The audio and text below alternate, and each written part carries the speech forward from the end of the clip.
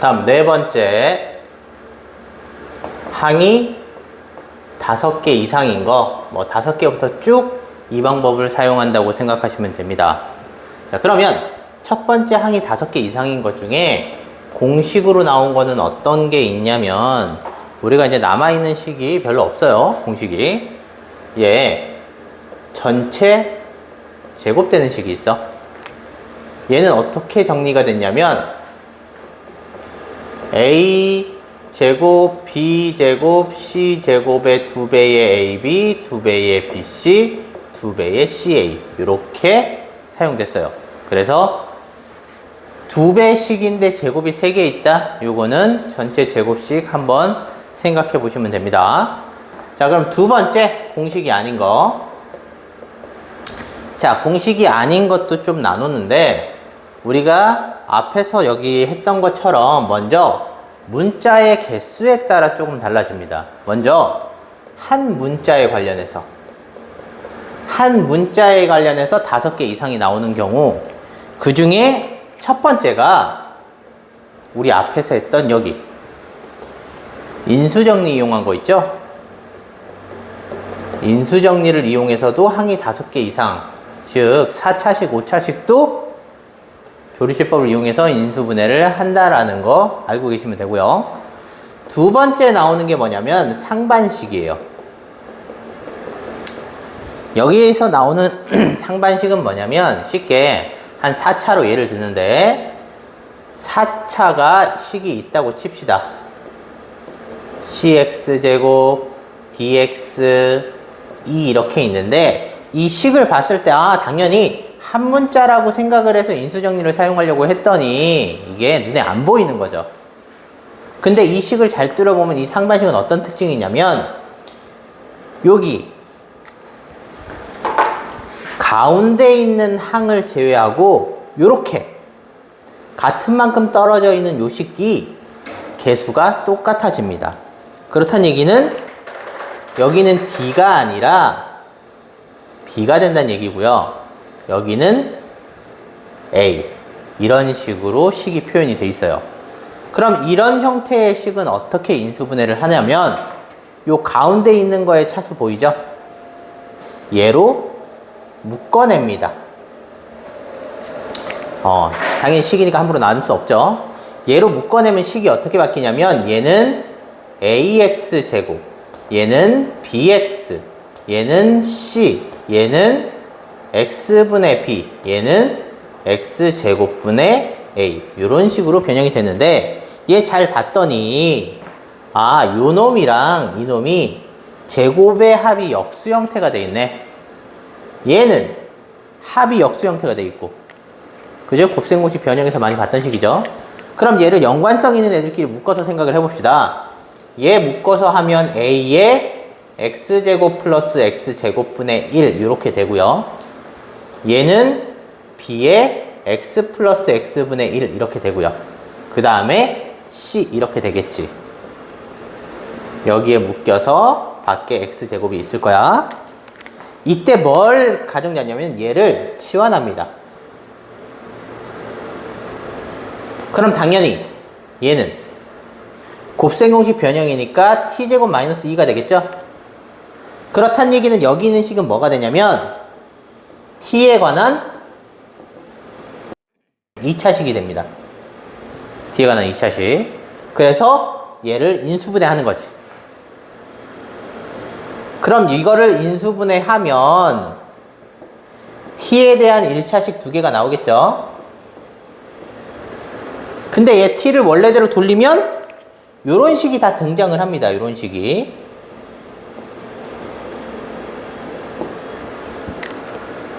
이때 이 앞에 있는 x제곱이 원래 x랑 x죠. 얘를 한 개씩 나눠줘서 2차를 만들어주는 거야. 그래서 인수분해가 되면 더 인수분해를 하고, 요렇게 해서 상반식을 정리할 수 있어요.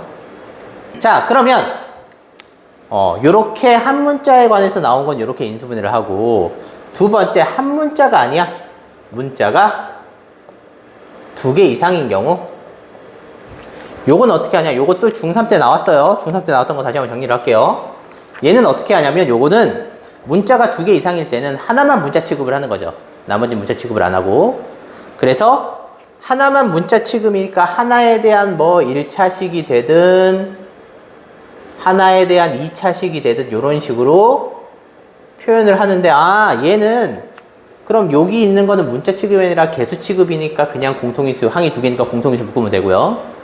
얘는 이것도 개수 취급이니까 요거는 뭐야? 항이 3개짜리죠? 그래서 중산 방법인 x자를 이용할 거예요. 근데 여기서 중요한 게 언제 하나가 되고 언제 제곱 차수가 되고 이런 거를 찾아야 되는데, 요거를 정리하는 방법. 과연 어떤 문자로 정리를 할 것이냐? 요것만 기준을 세워줄게요. 그러면 중산 방법으로 충분히 할 수 있으니까. 그럼 요거 세우는 방법이 첫 번째는 문자 중에 차수가 낮은 애. 원래 차수라는 건 이렇게 한꺼번에 있는 차수를 하는데, 요거 말고 그냥 문자만 봤을 때 차수가 낮은 애로 내림차순을 합니다. 근데 만약 차수가 똑같다 라고 하면 개수가 쉬운 애로 합니다. 그래야 우리가 인수분해할 때 개수가 쉬운 것이라 x자가 쉬워져요. 그래서 이렇게 중3 때 인수분해를 했었죠. 그래서 기본적인 인수분해는 이렇게 하고 정리를 할 수 있습니다. 자, 그러면 다섯 번째는 항의 종류가 아니라 조금 특수한 경우예요. 특수한 경우 치환을 이용하는데, 우리 치환이라는 건 앞에서도 많이 이용을 했어. 그지? 언제 치환을 했냐면 같은 형태의 문자나 시, 아니면 복잡한 형태의 문자나 식을 간단한 문자로 바꾸는 게 치환이에요. 됐어? 근데 우리가 인수분해에서 치환은 뭐냐면 같은 형태가 나온 거, 얘를 치환을 해서 사용을 합니다. 그래서 같은 모양이 있는 거를 똑같은 문자로 바꿔서 어떻게? 당연히 1순위는 치환을 하는 게 1순위죠. 치환을 했으면 뭐해? 전개를 하고 그 다음에 인수분해를 해서 원래대로 바꾸는 거죠. 원래수로 바꾼 다음에, 원래 수나 식으로 바꾼 다음에 또 인수분해가 되면 인수분해를 하는 거예요. 요게 일반적인 치환을 이용하는 방법인데, 우리 치환 이용하는 것 중에 또 약간 특수한 경우가 보이긴 해요. 치환해야 되는 같은 형태가 안 보이는 식이 있는데, 그게 어떤 거였냐면 1차식 4개의 곱으로 나와 있는 형태예요. 여기에 뭔가 다른 게 붙어 있으니까 당연히 인수분해가 아니라고 나오겠죠. 이때 얘가 다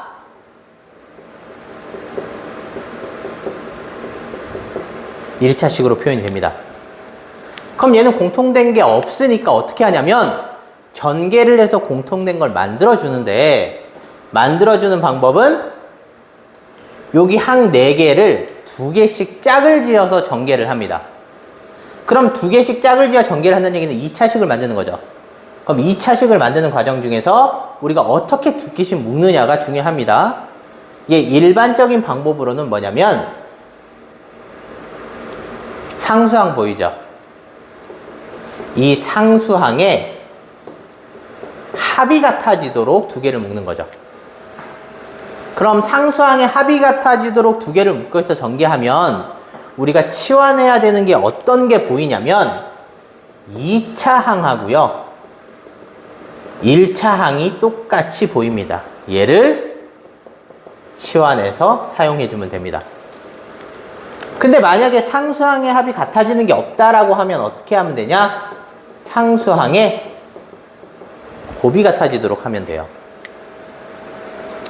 그럼 상수항에 곱이 같아지도록 하면 우리가 어떤 항이 똑같아지냐면 2차 항과 상수항이 같은 형태가 나와서 치환해서 이용을 하면 됩니다. 그래서 치환을 이용하는 방법도 확인할 수 있어요. 자, 다음. 그럼 일반적으로 인수분해를 할 수 있는 거는 기본적으로 다 했고요. 그 다음 나온 거는 뭐냐면 두 번째, 이제 인수분해를 적용했으니까 인수분해를 활용해서 여러 가지들을 계산을 하는데 그 중에 첫 번째가 수의 계산. 당연히 곱셈의 계산이겠죠. 이 곱셈의 계산을 인수분해를 이용해서 합니다. 그러면 우리가 인수분해를 이용해서 얘를 한다는 얘기는 뭘 한다는 얘기냐면 앞에서 배운 치환을 이용해서 하는 거예요. 그럼 우리가 앞에서도 알아봤듯이 치환을 이용하려면 두 가지 형태를 본다면서 같은 형태가 나오든지 복잡한 형태가 나오든지. 그럼 같은 형태랑 복잡한 형태를 구분만 지을 수 있으면 되겠네요. 그러면 같은 형태는 그냥 눈에 보여요. 똑같은 숫자니까. 똑같은 숫자를 치환해서 이용하면 되니까 요거는 쉽게 보일 거고, 복잡한 형태가 뭔지를 한번 예를 들어서 한번 사용을 해보도록 할게요.